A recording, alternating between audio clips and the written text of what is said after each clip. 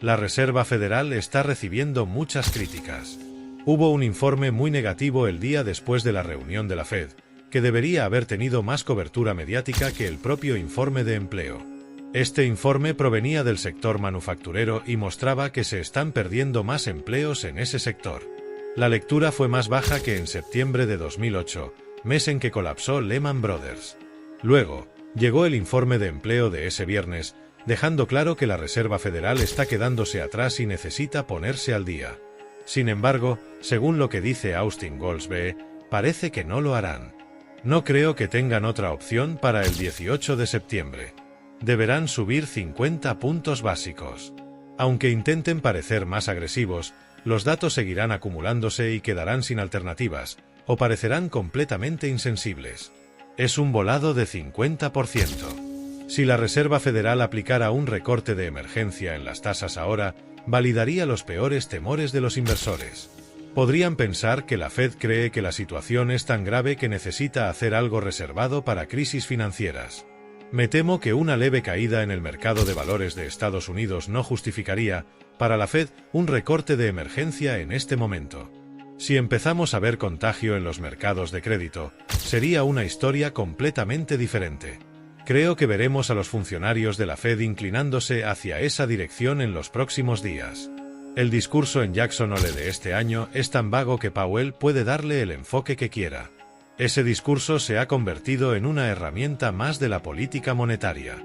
Incluso antes de Jackson Hole, deberíamos prestar atención a lo que dicen figuras como Christopher Waller, uno de los más cercanos colaboradores de Powell. Es interesante que Jim Bullard, quien ya no está en la Fed, dijo que un recorte de emergencia enviaría la señal equivocada a menos que haya un evento crediticio. El mayor temor de Powell es que se seque la emisión de bonos. Hoy, había programadas 10 emisiones de bonos de grado de inversión y no creo que ninguna haya tenido éxito. Si hay contagio en otros mercados, todo puede desmoronarse. La Fed publicó su encuesta de oficiales de préstamo senior, que realiza cada trimestre porque siempre le preocupa la cantidad de crédito que entra en la economía. Si los mercados de capital se paralizan y la emisión de bonos se seca, eso estaría dentro del alcance de la Fed. En 2018, tuvimos un récord de 41 días sin que se vendiera un solo bono basura, lo que provocó el famoso giro de Powell. Si empezamos a ver días sin emisiones de bonos, la Fed actuará. En el periodo que terminó el 30 de septiembre de 2023, hubo una destrucción neta de 192.000 empleos, lo que demuestra que ya estamos en una situación grave. Y eso sin contar que la creación de empleo es de 114.000 puestos, cuando necesitamos entre 175.000 y 200.000 empleos al mes solo para absorber el crecimiento poblacional. La tasa de desempleo está en 4.3% y la de subempleo en 7.6%. Hay más estadounidenses trabajando en empleos de tiempo completo y medio tiempo a la vez. La Fed tendrá que justificar una subida de 50 puntos básicos. La inflación está por debajo del objetivo del 2% y Powell sabe que el problema inflacionario ya está bajo control. De hecho, estamos en una situación muy precaria, con una desinflación salarial insidiosa, que es el mayor riesgo. La Fed no tiene herramientas para combatir eso. En resumen, los precios de la vivienda están cayendo, los alquileres están bajando, y cada vez es más evidente que la Fed tendrá que explicar por qué no actuó antes, en julio de 2024, cuando ya había suficientes señales claras. Mientras tanto, las empresas están tomando decisiones drásticas, como Intel, que pidió un préstamo de 8.500 millones y luego anunció el despido de 20.000 empleados. Las empresas están en modo de supervivencia. Hemos visto más directores ejecutivos reemplazados en los últimos 6 meses que en cualquier otro periodo reciente. 1.000 ejecutivos han sido cambiados. ¿Por qué están siendo reemplazados? ¿Para introducir inteligencia artificial o simplemente despedir empleados? Eso es exactamente lo que está haciendo la América corporativa ahora mismo. Cada vez que escuchamos una conferencia de resultados, oímos lo mismo. Si quieres que las acciones de tu empresa suban, despide a personas. El índice S&P 500 cayó un 3%, mientras que el índice MSCI de mercados emergentes cayó un 4.2%. El peso mexicano se desplomó, y cualquier cosa vinculada indirectamente al carry trade ha sido golpeada. Además, lo que casi nadie está mencionando, pero es extremadamente relevante, es que el Banco de Japón redujo su programa de flexibilización cuantitativa a la mitad. El Banco de Japón había estado inyectando liquidez en el sistema financiero global, y al detener esa fuente de liquidez, los mercados no están reaccionando bien. El mayor riesgo ahora es que estrategias como la paridad de riesgo puedan empezar a desmoronarse junto con la caída del carry trade, lo que podría provocar un efecto en cascada y una posible interrupción en los mercados de crédito. Uno de los elementos clave de la temporada de resultados actual es que muchas empresas están fallando en su línea superior, es decir, sus ingresos. Pueden hacer todo tipo de trucos contables para ajustar sus ganancias, pero las ventas están disminuyendo, y ahí es donde se manifiesta la recesión. Es una clara señal de que ya estamos en recesión. Hasta que la Reserva Federal no baje las tasas de interés, históricamente, los mercados de valores no se corrigen de manera significativa. Hoy, por un momento, la curva de rendimiento se desinvirtió brevemente, asustando al mercado. Hasta que la curva de rendimiento no se invierta por completo, los mercados bursátiles no tienden a corregirse. La volatilidad ha aumentado, con el índice Nasdaq subiendo un 5% en un día la semana pasada y cayendo de nuevo días después. Esta es la misma volatilidad que vimos en el año 2000, justo antes de que el mercado finalmente colapsara. Lo que estamos viendo ahora es una volatilidad extrema. Es momento de estar preparado y largo en volatilidad, porque si no lo estás, te perderás el movimiento.